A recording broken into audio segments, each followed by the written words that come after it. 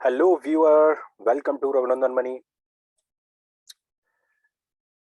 इस वीडियो में हम चार्ट आईक्यू पर आरएसआई को कैसे यूज़ करें और उसको क्या उसमें मतलब एक बेसिक वीडियो स्टार्ट कर रहे हैं जिसमें हम कैसे यूज़ करें और उसमें जो कंटेंट है उनको कैसे चेंज कर सकते हैं और उसका प्रिडिक्शन कैसे निकाल सकते हैं, ये सब एनालाइज करना सीखेंगे इसमें। तो सबसे पहले हम रघुनंदन के ऑनलाइन ट्रेडिंग प्लेटफॉर्म पर लॉगिन करेंगे।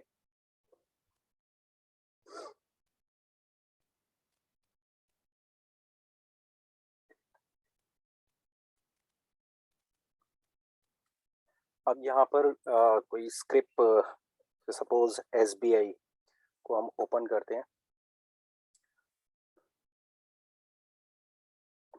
तो ये कुछ इस तरह से ओपन होगा।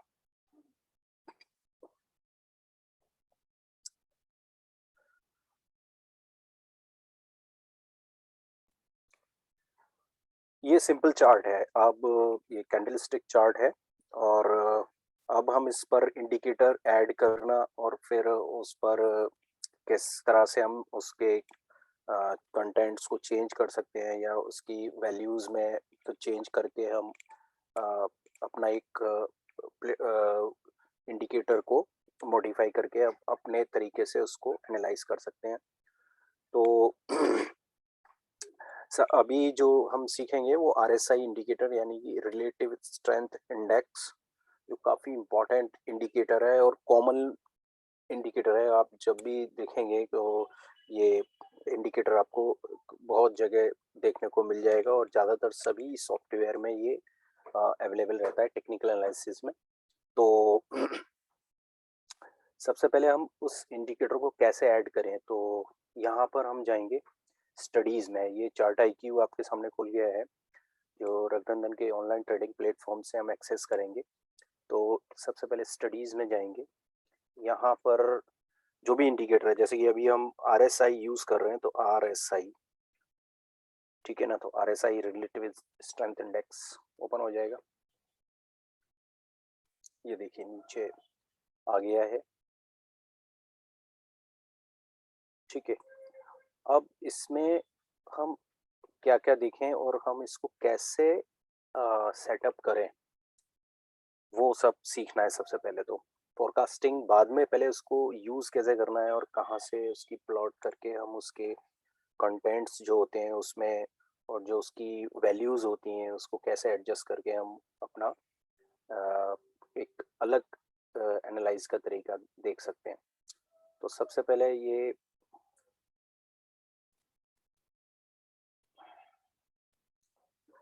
यहाँ पर, क्योंकि हम चार्ट ये आरएसआई पर हैं, तो यहाँ पर हमें लोअर लेवल पे दिखेगा कि आरएसआई की वैल्यूज़। तो आरएसआई 14 पीरियड की वैल्यू का ज़्यादातर एनालाइज करते हैं। वो जब आप कोई आगे एडवांस में कुछ चीज़ें कर रहे होते हैं तो इस वैल्यू को चेंज कर सकते हैं, लेकिन जो कॉमनली जो ज़्यादातर यूज़ करते हैं वो 14 आरएसआई को यूज़ करते हैं। 14 डेज के प्लेटफॉर्म आरएसआई को यूज़ करते हैं प्लॉट करके। तो ये पीरियड है 14 पीरियड, यानी 14 पीरियड से मतलब ये है कि 14 सेशन, चाहे वो आर्ली हो, चाहे वो 5 मिनट का हो, चाहे मिनट का हो, और चाहे वो वीकली हो। अगर वीकली करेंगे तो वो 14 वीक को कंसिडर करेगा। 14 पीरियड यानी कि 14 वीक जो लास्ट निकल चुके हैं उसको लेते हुए क्या प्राइस मूवमेंट हुआ है, उसकी स्ट्रेंथनिंग क्या है, और जो प्राइस अब चल रहा है उसको लेते हुए ये बनता है। तो यहाँ पर इसी में लेकर हम उस पर एनालाइज करते हैं कि प्रीवियस जो मूवमेंट हुई है, हालांकि जितने भी टेक्निकल एनालिसिस है वो ज़्यादातर लेगार्ड ही रहती है, मतलब प्रीवियस ही जो मूवमेंट हो चुकी है उसी पर ही हम एनालाइज करते हैं, ठीक है। तो यहाँ पर जैसे 14 पीरियड है, तो 14 पीरियड कॉमन है तो उसको ही लेंगे और 14 क्लोज पर लेते हैं। तो आरएसआई का कलर जैसे कि यहाँ ब्लैक दिखाया हुआ है तो ये ब्लैक दिख रहा है हमें। अब यहाँ पर डिफ़ॉल्ट वैल्यू दे रखी है 80, लेकिन जो कॉमनली हम ज़्यादातर यूज़ होती है सब जगह वो 70 एंड 30। 70 अपर बैंड और 30 लोअर बैंड। तो ये 70 का मतलब क्या है?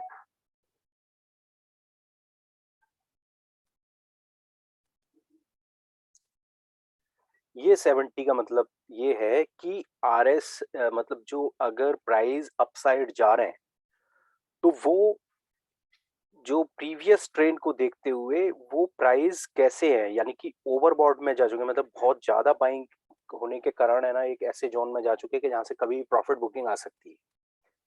ठीक है, कई बार इस तरह का मूवमेंट आता है कि वो काफी तेजी से बढ़ता जाता है, लेकिन ये एनालाइज नहीं कर पाते कि ये मूवमेंट अब यहाँ पर हमें रुक जाना चाहिए बाइंग के लिए, या हमें थोड़ी प्रॉफिट बुकिंग का मतलब एक्सपेक्ट कर सकते हैं कि यहाँ से प्रॉफिट बुकिंग आ सकती है। तो वो कौन बताएगा? तो वो ये RSI से पता चल सकता है कि प्रीवियस जो रिलेटिवली जो प्राइस मूवमेंट हो रहे थे और जो अब प्राइस मूवमेंट हो रहा है, तो उसको देखते हुए कि कहीं ना कहीं ये प्राइस एक ओवरबॉट जोन में पहुंच चुके हैं। तो वही है, यहाँ से पता चलता है। कई बार प्राइस में एकदम मूवमेंट आती है और हम ऐसे ऐसी जगह जाके बाय कर लेते हैं जहां पर से प्राइस डिक्लाइन होने लगते हैं। तो हम बिल्कुल लास्ट में जाके बाय करते हैं कि प्राइस अब और बढ़ेंगे ये सोचते हुए, लेकिन वहीं से थोड़ा बढ़ के प्राइस में डिक्लाइन आ सकती है, ये हम आइडिया नहीं लग पाता है। तो ये एक ऐसा इंडिकेटर है जिससे हमें पता चलता है कि यहाँ से प्राइस में अब डिक्लाइन हो सकती है। तो ये 70 वैल्यू है, तो प्राइस अगर इससे ऊपर जाते हैं तो कहीं ना कहीं ये ओवरबॉट जोन में है। तो मैं इसको ग्रीन कर लेता हूँ। और ये 30 है, यानी कि प्राइस बहुत ज्यादा टूट गए हैं, तो ये ओवर सोल्ड जोन बोलते हैं इसको, तो मैं इसको रेड कर देता हूँ। ठीक है ना? तो ये पैनल उसको बोलेंगे कि हमें प्राइस के साथ लेना है तो हम इसको फर्स्ट पैनल में कर देंगे, नहीं तो हम इससे जो भी इंडिकेटर ऐड करेंगे वो हम सेकेंड थर्ड ऐसे ऐड करते चले जाएंगे, तो वो नीचे आपको हॉरिजॉन्टली ऐड होता चला जाएगा। जैसे कि मैं सेकंड में कर रहा हूँ तो वो आपको यहाँ पर दिख जाएगा नीचे, ये सेकंड में इस चार्ट के साथ मर्ज नहीं होगा। अब आप देख सकते हैं कि ये इंडिकेटर ऐड हो चुका है, तो इसमें आपको दिख रहा होगा कि दो जोन दिख रहे हैं, एक 70 एंड 30। ठीक है, अब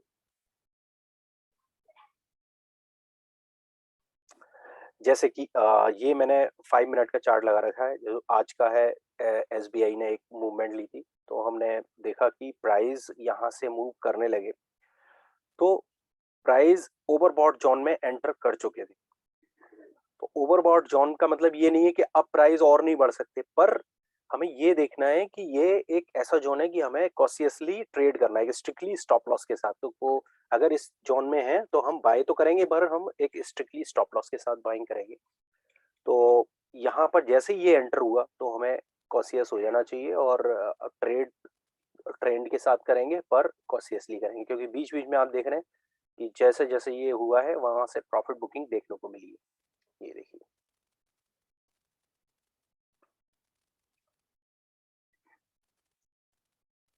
ठीक है।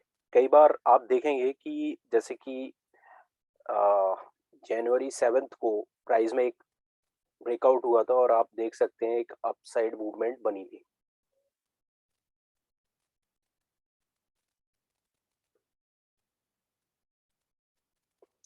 अब प्राइस एकदम भागा और मतलब काफी तेजी में रहा, तो सभी लोगों को ये लगता है कि अब तो ऊपर ही ऊपर जाएगा, लेकिन हम ये यहाँ पर कॉशियस हो जाना चाहिए कि ये ओवरबॉट में पहुंच चुका है। तो हमें यहाँ पर स्ट्रिक्टली स्टॉप लॉस, अगर हम बाइंग में है लेकिन हमें उस जगह स्ट्रिक्टली स्टॉप लॉस लेना पड़ेगा। ये देखिए, जैसे कि यहाँ पर ये 7 को शुरुआती ट्रेड में ओवरबॉट दिखा गया था, अगर 5 मिनट के कैंडल स्टिक पे देख रहे हैं, और जैसे ही वो ओवरबॉट में गया और ओवरबॉट से नीचे आने लगा, तो प्राइस में आप देख सकते हैं कि एक डिक्लाइन देखने को मिली। देखिए, ओवरबॉट में। और फिर उसके बाद क्या हुआ आप देखिए, ये सेम डे में हो रहा है, यानी कि अगर इंट्राडे ट्रेडर है तो उसके लिए भी ये काफी इंपॉर्टेंट है। ये ओवरसोल्ड जोन में पहुंचा, ये एक आप देख सकते हैं, ये यहाँ पर ये देखिए, ये ओवरसोल्ड जोन में पहुंचा। तो जैसे ही ओवरसोल्ड, अब प्राइस गिरते जा रहे हैं गिरते जा रहे हैं, तो हमें कहां से पकड़ना चाहिए उसको? वो कैसे डिसाइड करेंगे? तो ये देखिए ओवरसोल्ड जोन में पहुंचा तो यहाँ से प्राइस धीरे धीरे राइज करने लगा, और जैसे ही ओवरसोल्ड जोन से प्राइस और आरएसआई ऊपर आने लगा, तो ये एक इंडिकेशन है कि अब यहाँ पर एंट्री ली जा सकती है, और उसके बाद देखिए प्राइस में कहाँ तक मूवमेंट गया।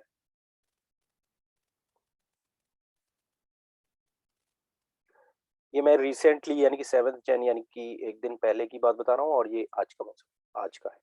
तो ये देखिए ये यहाँ तक गया, और फिर एक ओवरबॉट हुआ, एक बार 70 को टेस्ट किया, और वहां से धीरे धीरे प्राइस में डिक्लाइन आते गए, आता गया धीरे धीरे। तो ये एक ऐसा इंडिकेटर है कि आपको ट्रेंड तो बताएगा ही, जब आप लोअर रेंज से प्राइस अपसाइड जा रहे हैं तो वो एक सपोर्टिव है प्राइस के लिए, और प्राइस और राइज कर सकते हैं। एक स्ट्रिक्टली स्टॉप लॉस के साथ एंट्री भी ली जा सकती है, और एक लेवल पे जाके कहाँ पर प्रॉफिट बुकिंग आ सकती है वो जोन आपको दिखाता है। तो ये इंडिकेटर काफी इंपॉर्टेंट है, और इसकी वैल्यू आप चेंज करके आप अपना अपना खुद का एक एनालाइज बना सकते हैं इस पर प्रैक्टिस करके। इस ये एक बेसिक जो मैंने अभी बात की है, ये एक बेसिक इंडिकेटर की तौर पर बात की है कि आप इसके बारे में बेसिक जानकारी है। लेकिन एडवांस जानकारी के लिए आपको रघुनंदन को ऑनलाइन ट्रेडिंग प्लेटफॉर्म और ये आपको फॉलो करने पड़ेगा। रघुनंदन की ये सीरीज है जिसमें टेक्निकल एनालिसिस सिखाते हैं। अगर और एडवांस में सीखना चाहते हैं तो आप टच में रहिए, और नई वीडियोस को आप देखते रहिए और लाइक करते रहिए। तो ये आज का आरएसआई पे वीडियो था। इसके बारे में और एडवांस जानकारी चाहिए तो आप पर्सनली आप सीख सकते हैं। अगर आप यहाँ पर क्लाइंट हैं तो आप पूछ सकते हैं इसके बारे में। Thank you.